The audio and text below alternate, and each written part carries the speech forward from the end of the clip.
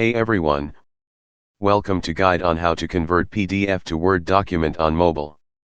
So, let's get started. Open the Chrome browser on your mobile phone. Here, type I love PDF in the search bar and tap the search icon. Tap on the official website I love PDF in the search bar and open it. Now, scroll down and tap on the PDF to Word option. Now, tap on the red button, select PDF file and choose the PDF file you want to convert from your device. Tap Convert to Word. This might take a little time, depending on the file size.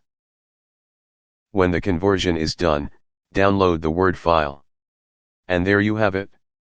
Now you can convert PDF to Word document on mobile. Don't forget to like, subscribe and share, if you find this video helpful. Thanks for watching.